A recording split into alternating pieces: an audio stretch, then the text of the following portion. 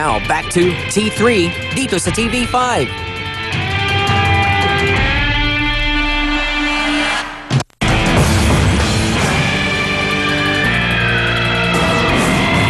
Okay. Andito sa ating studio ngayon, Tol, si Michelle Grace Tien. Nireklamo niya kanyang mister na Amerikano. Oo. Impyerno Impyerno. ang dinadanas niya dahil palaging siyang binubugbog, sinasaktan, tinotorture. Okay. Mas maganda ikwento mo sa amin, Ma'am Michelle. Ano bang mga pinanggagawa sa'yo? Anong pangalan mo ng inyong mister? Eric Tien. Eric Tien. Eric Amerikano Tien. to ba? Tien. Tien. Tien. Ito Alright. ito, Asian, Chinese. Asian American? Ang sabi niya sa akin, ano talaga siya, German. Kaso lang, German-American. lumaki Okay. siya sa Amerika. Okay, sige. Ano nga pinanggagawa sa inyo ni Mr. Tien? Simula po nung pumunta ako ng Kuwait, kinuha niya ako dito sa Pilipinas.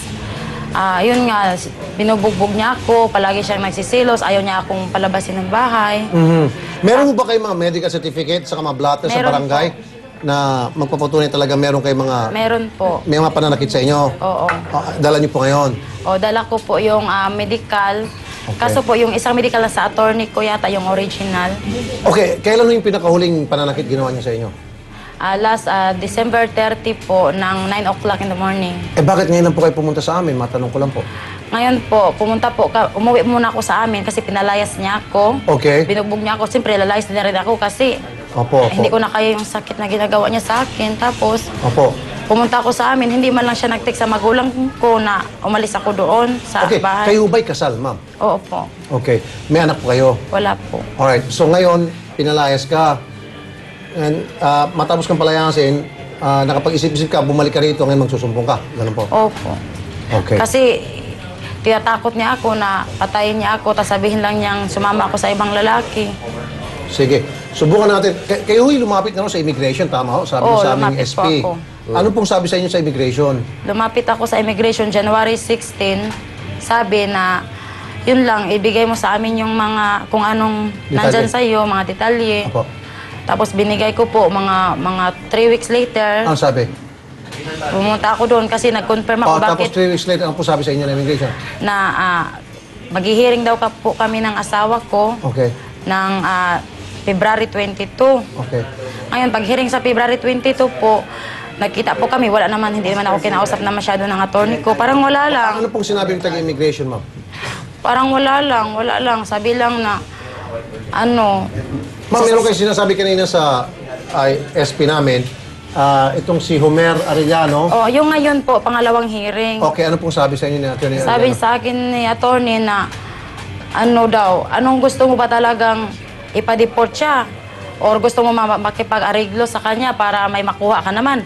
Kasi pag ipa-deport mo siya, wala kang makukuha. Tapos 22 ka na, hindi ka na makapag-asawa ulit. Sinabi niya po yun?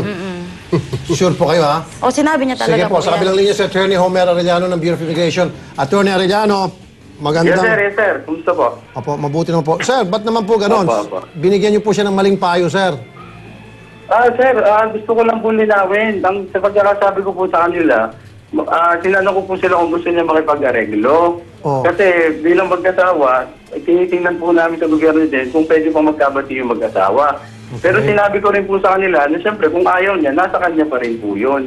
Hindi po namin siya mapipilit. Okay. Kung Sir, nasa kanya po kung itutuloy pa niya yung deportation, no, hindi. Tapos, yun po. okay, sir. Sa kaso Yes, sir. po niya, ikaw ba willing pa rin makipag-ayos? Hindi na, di ba? Okay, sir.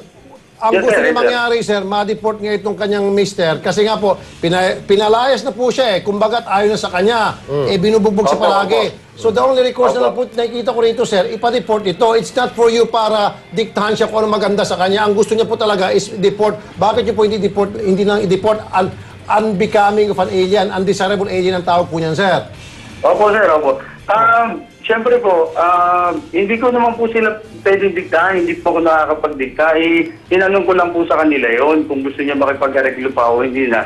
Kasi bilang mag-asawa nga po, para makita natin kung magkakabati pa sila o hindi. Dahil nasa batas naman natin na the government has to protect the institution of marriage. Hanggat maaari, kung pwede magbati na muna Okay, sila. Pero, Attorney Arellano, ayaw ng araw. Sabi niya ano babae. yes, sir, yes, sir. Kung gagawin ayaw mo na ninyo? po, Oh. Ano po, meron po tayong proceedings nung meron po tayong hearing na nangyayari kasi sa Supreme Court po, yung deportation case po, may mga hearing po tayong nire-require. Kaya po tayo nasa hearing po ngayon. Mga ilang Bali, hearing, sir, sir, Yes, sir. magkano, sir? Magkano pa yung mga gastos ng ating pobreng kababayan sa pamamasay papunta sa inyo? Ano po, sir? Sorry, hindi ko po maintindihan. Magkano? Ano po? Magkano po ba ang gagastusin pa? Masay. Hindi mo magets eh. Pero anyway, sir, Opo, diretso, mawalang galang na, sir, ano? Yes po, yes, sir. Wala po kayo nababayaran dyan sa immigration kung kahit ang tagal-tagal pa po bago ma-deport itong pilyong Amerikanong ito?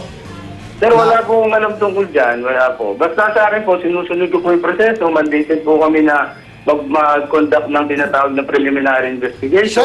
Sir, marami na ako. Yes, Sir, in fact, there was one time, ito po yung nadyaryo, ito po yung isang Opo. politiko, binastos po ng isang Amerikano, in 1 week time, siya po yung na-deport agad. 1 week lang po dahil politiko yon. Okay? Now ito dahil pobre, ang daming hearing, o dahil ang daming perang binigay sa immigration? I'm sorry po, sir, diretsyo na. O baka natapalan ng perang ilan sa inyo dyan?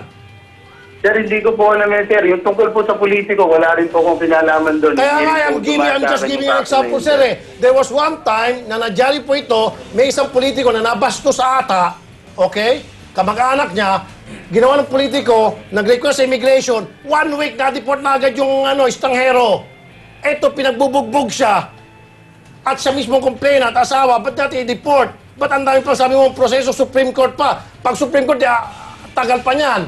Hindi po sa Supreme Court, sir. Ibig sabihin, may rules lang po. Eh, siyempre, ako naman po tatamaan kung Padre, hindi ko po susundin alam mo, yung pare, process. Ako naman po magkakakaso. Pare, Yes, sir. nakausap mo na yung Amerikano, di ba? Nagka-face-to-face na kayo? Nung nag-hearing po, magkakarap po sila. Hindi, party, pero kayo saka po, ako kasi personally, nag-hearing. pero kayo sir, personally, nakausap niyo ng Amerikano, di ba?